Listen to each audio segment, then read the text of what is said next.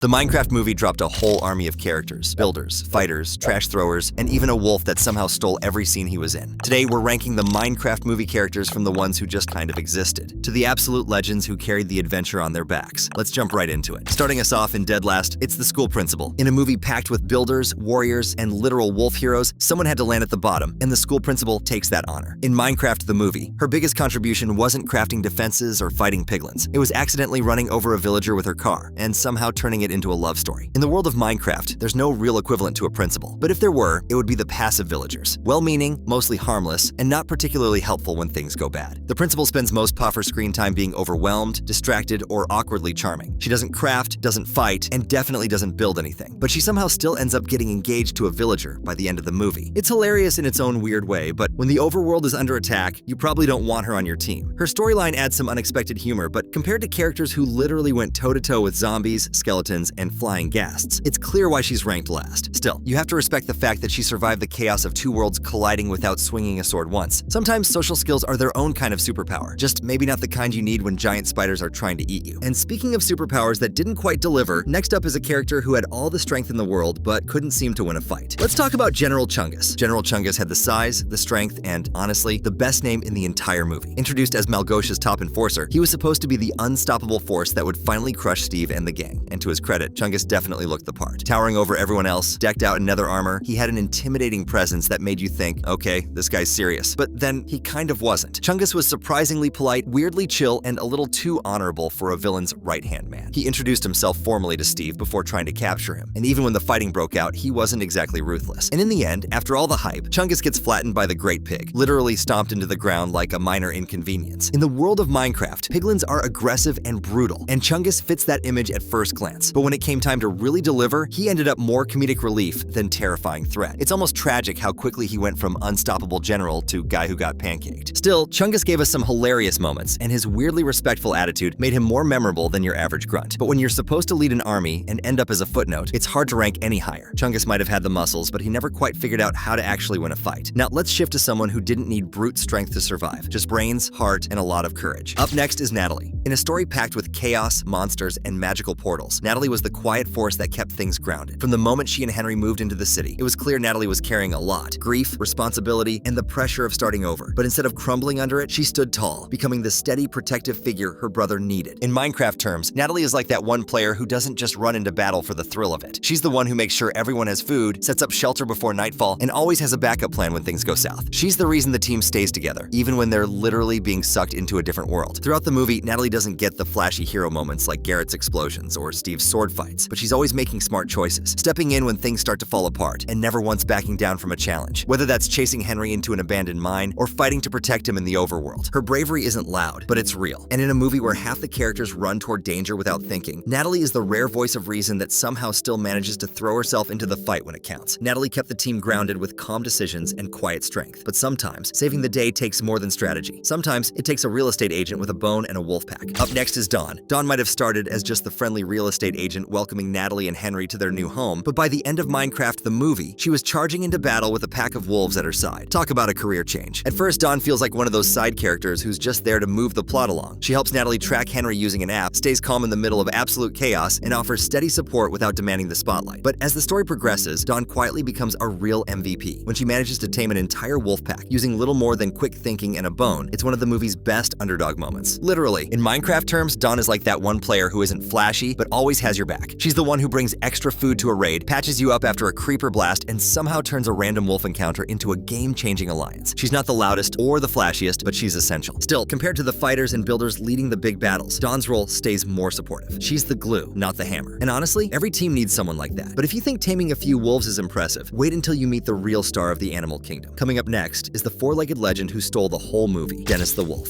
Every great hero needs a loyal companion, and in Minecraft, the movie, Dennis the Wolf proves that sometimes the best fighter in your squad doesn't even need to speak. From the moment Steve tames him with a simple bone, Dennis becomes much more than just a pet. He becomes a legend. In Minecraft itself, wolves are dependable allies. Give them a bone and they'll fight by your side until the end. The movie takes that simple loyalty and dials it way up. Dennis isn't just following Steve around, he's outsmarting enemies, saving lives, and even getting entrusted with the creation cube, the single most powerful object in the whole story. That's not just loyalty, that's leadership. Dennis shows up when it matters most. He helps defend the crew during the zombie attacks, guides lost characters back to safety, and somehow keeps that fierce energy through every battle, no matter how dangerous things get. And even though he's silent the entire time, you feel every emotion through his actions, whether it's protecting Steve, leading the charge, or simply refusing to give up when the odds look impossible. If anything, the only reason Dennis isn't higher on this list is because he's still ultimately a support character. He's a hero, no doubt, but the ones driving the big decisions and shaping the final battle weren't him. He made victory possible. He didn't plan it. Dennis fought with heart and loyalty, never backing down when it mattered most. Unfortunately, not everyone in the crew had that same survival instinct. Up next is Garrett, and let's just say he had a slightly different approach to danger. Garrett was the kind of character you couldn't help but root for, even while cringing at most of his decisions. Once a local arcade legend known for his trash-throwing skills. Seriously, Garrett's story was all about falling from fame and fumbling his way into a second chance. When we meet him, he's broke, desperate, and somehow managing to turn every situation into a bigger mess. And honestly, that's part of his charm. In Minecraft the movie, Garrett isn't the strongest, the smartest, or the bravest. In fact, he spends a lot of the adventure hiding, running, or making reckless choices that almost get everyone killed. But despite all that, he's not useless. Garrett grows over the course of the movie. He goes from selfish and short-sighted to someone willing to sacrifice himself, even if his version of sacrifice involves yelling, "This calls for heavy metal," and blowing up half the battlefield. If Minecraft had a Garrett, he'd probably be that one player who keeps accidentally griefing the base, but somehow makes you laugh enough to forgive him. He's frustrating, funny, and by the end, kind of lovable. But when you compare him to the real heroes of the story, the ones building defenses, leading battles, and crafting strategies, Garrett just can't compete. Still, every chaotic team needs a wildcard, and Garrett definitely played his part. Garrett might have made a mess of almost everything, but at least he meant well. Coming up next, though, is something that didn't just cause chaos. It was chaos. Let's talk about the Great Pig. The Great Pig wasn't just another monster. It was a weapon, pure rage and muscle wrapped into one unstoppable force. Created by Melgosha through twisted magic and science, the Great Pig didn't just attack. It crushed, rampaged, and terrified everything in its path. In Minecraft terms, if creepers are ticking time bombs and zombies are slow threats, the Great Pig is a walking apocalypse. Massive, brutal, and nearly impossible to stop, it instantly shifted the tone of the final battle. It crushed its own allies, wiped out armies, and even took down General Chungus without breaking a sweat. What makes the Great Pig stand out isn't just its strength. It's how smart the movie made its presence feel. Every time it entered a scene, the entire battlefield changed. Strategies had to adapt. Heroes had to run, rethink, and fight harder than ever before. It wasn't just an enemy, it was an event. The Great Pig nearly ended the hero's quest for good when it seized the creation cube, and for a moment, it truly looked like the bad guys had won. Only the last desperate plays from Henry, Steve, and the team, plus the arrival of the ultimate golem, turned the tide. It was big, it was brutal, it was unforgettable. After Melgosha unleashed chaos across the overworld, it was clear that raw courage wasn't going to be enough. The team needed power, real, unstoppable, overwhelming power, and that's exactly what they built with the ultimate golem. In Minecraft, iron golems are known as the silent giants that protect villages, but in the movie, the ultimate golem takes that idea and cranks it to 11. Built from a rare secret alloy and upgraded with speed, strength, and sheer size, this golem wasn't just another defender, it was a one-creature army. When the Great Pig, Melgosha's deadliest weapon, rampaged through the battlefield, nothing could stand in its way. Nothing except the ultimate golem. Watching it slam into enemies, block attacks, and finally crush the Great Pig was one of the most satisfying payoffs in the entire movie. The ultimate golem didn't just fight, it turned the entire tide of the final battle. Without it, the overworld would have been completely lost. It didn't need speeches, it didn't need dramatic moments, it just needed to show up. And it did exactly what it was created to do, save the world. While the ultimate golem might not have had a personality like the human characters, its impact was massive. It was the ultimate symbol of teamwork, creativity, and survival. Everything Minecraft stands for. But even the bravest heroes need a villain to fight. And Minecraft, the movie gave them one of the most dangerous yet. Coming up next is the sorceress who nearly crushed the overworld, Melgosha.